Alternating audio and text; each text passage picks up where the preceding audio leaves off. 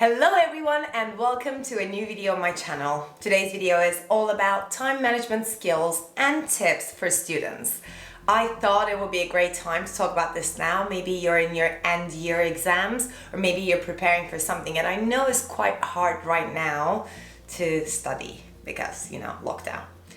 I actually did another video similar to this that was all about time management skills for moms, and I'm thinking about turning this into a series. So maybe we can do a time management skills for entrepreneurs or time management skills for business professionals. Let me know what you think in the comments if we should do something like that and who should be addressed in the next episode of this series. This video is actually sponsored by HiPDF, which is an all-in-one online PDF solution.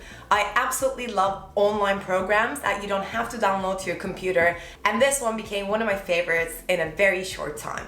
I absolutely hated converting Word files to PDF, especially working on different computers, the programs that I didn't have on these computers, but also now everything is online and we send documents all the time. I love that you can compress the size of the PDF files that you have to send around. Let me show you how it works quickly on my computer. So this is how HiPDF looks. I absolutely love how simple it is.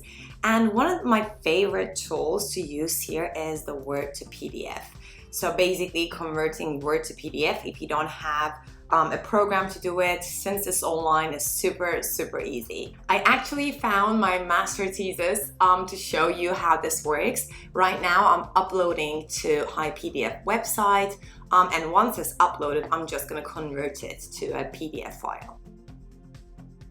Now that the upload is completed, let's click convert and have this huge file converted into PDF online. Done. Then we're gonna say download. You can also send it directly to your Dropbox or share it on social media. For me, I just download it for now. And this is the PDF. So let's see how big this file is. Right now it's 1.7 megabytes, which is not bad, but let me show you how the compressed PDF function works.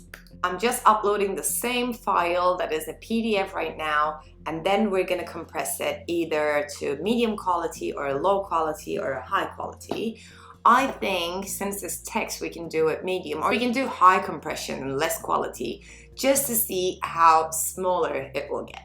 Done. So as you see, it was 1.7 and now it's 745 kilobytes. When you're sending a lot of PDFs, especially over email, this makes a big difference. Like I said, it's a brilliant tool for students, but not only for students. I think it's great to be able to merge PDFs together. Maybe you're getting PDFs for every lesson, and you can merge all of them together into a class workbook or something like that. Since you guys watch this video right now, you actually get a really good deal, and all the information about that will be in the description box below. So make sure you go and check that out. So the first time management skill for students is actually what I just talked about. Finding and using tools and apps that help you spend less time on the admin stuff. This conversion of files, or using different systems to send files, share files, download things, or other things that you think that you don't spend time right now, but if you accumulate, if you track that, you actually spend time on,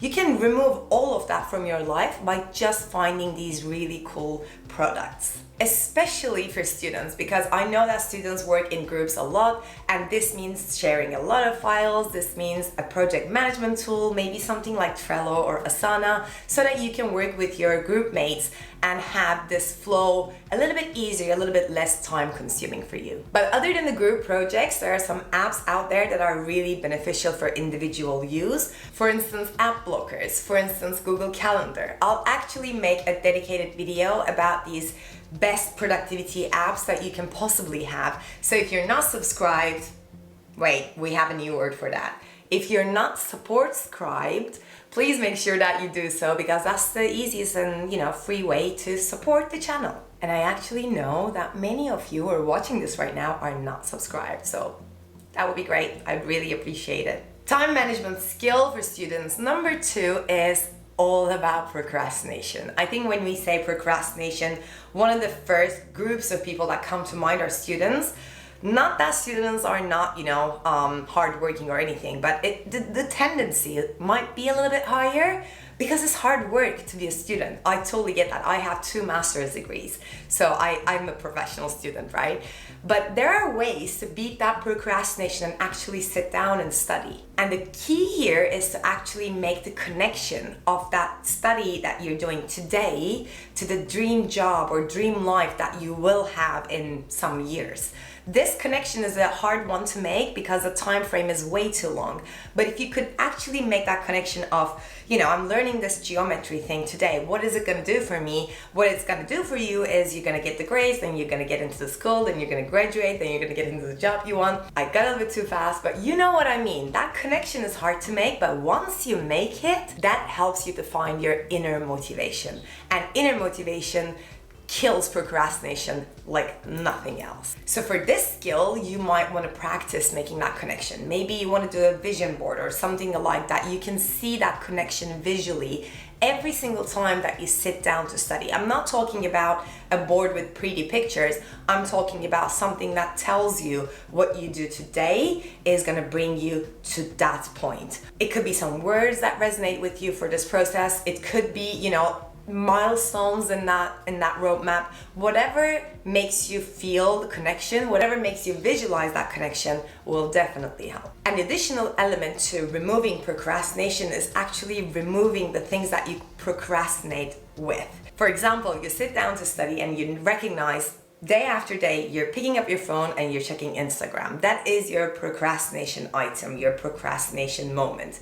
If you know that Instagram is your go-to place to procrastinate, then why not use an app blocker that will prevent you from going into Instagram during certain hours? I'm not saying block it forever. I'm saying maybe you can say between, 12 and 5, I'm not going to be able to go on Instagram. Just to give that time frame to yourself, just eliminate the things that you easily can procrastinate with. The third skill that all students should have to actually manage time better is to use gamification. I love the concept of gamification pretty much in anything I do because it just keeps and makes things exciting and new and fresh. So maybe you can think about finding ways to gamify your study sessions. I use 2 things to make things a little bit interesting for myself. One is the Pomodoro technique, where you study for 25 minutes, take a 5-minute break, or in my case, work for 25 minutes and take another 5 minutes break. And you do this 4 times, and the 4th time, you take a longer break that is 15 minutes. And with this, setting an alarm or a kitchen timer or something like that, and having this I have 25 minutes, go, and then, now I have the break. This is kind of making it a little bit easier to digest rather than sitting in front of the, sitting at their desk and looking at the things that you have to study, thinking about the 10 chapters ahead of you and how you're going to do it. What I often see with my clients who are students is that when they sit down without any limit to the time they're going to spend, it's actually getting harder for them to start and finish. If you have 10 hours worth of study material, you don't want to sit and say, I'm going to go through as much as I can, because that's just going to overwhelm you. But if you do this Pomodoro, or the second one is the power hour, which is basically setting an alarm for an hour and just, doing as much as possible in that hour. If you can do this, study in short bursts and give yourself the break, and also having I'm gonna study for 3 hours and that's gonna be done today, it might make it easier for you. It definitely made it easier for me when I was in my master's. Skill number 4 is study planning. I know many students plan because, exams and class schedules and this and that, but what I mean is actually making a plan for studying for a certain exam or a deadline or something like that. Let's say you have 10 chapters that you're going to be responsible for in your final exam, and you know the deadline, the date of the exam. Why not reverse engineer that and say, okay, the last day before the exam, I'm going to work on the summary of the summary. Then you can say 2 days before that, I'm gonna do a summary of my summary. What I mean by that is, as you study, you're probably gonna take notes, and those notes you can turn into a summary of the whole, class. And then that 10-page, 20-page summary can be even condensed to a summary of the summary, which is kind of what you would take if they allowed you to take a one-pager, like literally just one page to the exam. What would you take with you? That's that summary of the summary part, the most important topics, the most important reminders of what is in that class. So basically, last day, the exam date, and then I don't know if I'm gonna do it the correct way. Let me try it this way. Exam date, then the last day is summary of the summary. The 2 days before is making that summary of the summary. And then before that, the 5 days might be, every day I'm gonna do 2 chapters because I have 10 chapters. So 2 chapters, study and make the summary. Then 3 and 4, then 5 and 6, then 7 and 8, then 9 and 10. And by the end of that 5 days, you already have your first summary. You know what I mean? So making that study plan, hopefully reverse engineering from the deadline, might actually relieve a lot of stress, but also you're not going to be able to leave everything to the last minute because you know that there's going to be something you need to do just before the exam. To do this planning, you can use a planner. I love using planners. I actually have a planner brand, but you can also use electronic stuff like Google Calendar or anything else, a project management tool. Whatever works for you, just make sure that you write down a study plan for whatever you're studying for. Time management skill number 5 is deadlines. I know this very well. Like I said, I have studied for such a long time, and I was also one of the people who leaves everything to the last minute. And again, that stress is just no, right? But what I'm talking about here is to actually get into the habit and the skill of pretending every deadline is actually 2 days before the official deadline. If you can trick your mind and trick your plans into finishing everything 2 days prior to the actual deadline, that gives you an extra 48 hours if you need to tweak something or if something happened that you have to take the time the last day or whatever. But if you think about it, and if you always think like, okay, the exam's on the 20th, so by the 18th I have to be done with my summary of the summary if you're gonna do this one. Basically pretending like everything is 2 days earlier. You can use the tip I gave you in the previous one, understanding how much time you need, and shift everything back 2 days, or you can do your own study plan but finish it 2 days before the actual deadline. The 6th one is to actually take time off to rest. I know being a student and having friends and doing a lot of things and hobbies and everything is hard. It's also hard for people who are employed because so much of your time goes to classes, so much of your time goes to homeworks and studying. Then you have your hobbies, then you want to chill, then this and that, and we end up planning something for every single day. If possible, take time off at least 1 day a week. Do nothing so that you can let your brain heal a little bit, process what you've learned, and just calm down. Don't think about classes. But when I say this, I'm not just talking about the physical break. I'm talking about not thinking about classes, if possible. I understand that it's not possible during exam season, but during the whole semester, you can do this to give your mind a little bit of healing time. The 7th one is for those of you who don't want to go crazy during exam period, and it's basically studying for half an hour after each class is finished. If you spend half an hour after each class reviewing what you just learned and maybe making a little summary of that one class, I think you don't even have to study so hard for your exams because you're going to be regularly updating and making sure that they're sinking in every single day that you have classes, so you don't have chapters or topics accumulating for you to study afterwards. I applied this very late in my studies, but when I did, it was a game changer because I was like, oh, this is what we learned, and then I studied for half an hour and I'm like, I get it now, and if I have a question I still have time to ask. And then all of these half an hour study notes came together, making a perfect summary. I said so many times summary, but literally you don't have to accumulate anything, no overwhelm, no stress, no procrastination, and it's just half an hour. I'm not saying after a 3-hour class, the half an hour is going to be enough for reviewing everything. I'm just saying quickly go through everything and make notes of the things that you think are important the teacher said they're important or you didn't understand, to ask later. Yeah, use the time after the class, because I know that time is lost anyway. And when you have these little notes after each class, you can actually scan them and use HiPDF to make it a whole like summary PDF if you need to. Next one is using your planner. I talked about this briefly, but let me just say this again. I think as a student, one of the best things that you can do is to invest in a planner or an electronic system that will help you to manage your time. A student planner is not the same thing as a regular planner, in my opinion.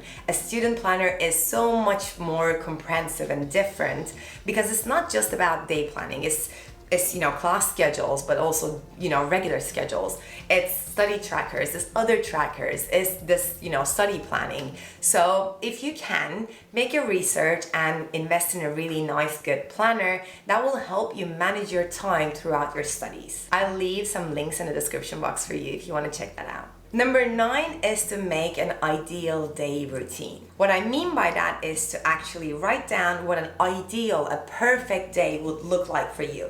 Waking up at this time would be great. Doing this for a morning routine would be great. Taking the classes, and after the classes having a 30-minute, study session would be great. After that, having lunch would be great for an hour. And then, doing this, doing that, whatever. This is basically a guideline. When you're planning your days, you want to use this and try to make your day look like that ideal day, because you know that the ideal day is actually ideal for you. So why not try to make your, other days look similar to that one as much as possible. I have a video on this if you want to understand how to make an ideal day routine for yourself. This and an ideal week routine would be a dream system for students, because they together will help you prioritize everything in your life. School, friends, hobbies, family, food, health, everything you have. When you put them into your ideal week, you know exactly what time you should be spending on each of these items. Skill number 10 is actually a little bit of a hard one, and we all struggle with this, is to stop falling into the pit of instant gratification. What that means is doing stuff that give you instant joy, but nothing else afterwards. Eating junk food makes us feel horrible most of the time. A couple of days later, either we have, a blemish, or, we put on weight, or we just don't feel good. It feels good at the moment, but afterwards it gives you nothing, if not a bad thing. So falling into these instant gratification moments, watching Netflix for hours, or other things that give you that little, I'm having a good time, but you know that you'll feel horrible afterwards. This is a skill that you will use for the rest of your life. If you can build that into your life right now, I can promise you that you'll be ahead of the game just by using this one thing. I'm not saying don't enjoy your moments. I'm not saying never watch Netflix, but being aware that some moments are all about that instant gratification, and having the discipline to say no to these is a perfect skill to have in life. Like I said, not even just as a student, in life. So these are the time management skills that I think would be perfect for every student to have. And I really want to hear from you guys, especially the students. What did you think? Did you like the skills and tips? Let me know in the comments below. And once again, I want to remind you, if you like this video or any other video on my channel, please make sure that you're subscribed to the channel. Thank you so much for tuning in, and I will see you in the next one. Mwah. Bye. For a PDF editor. No. Easier on you and make you perfect time management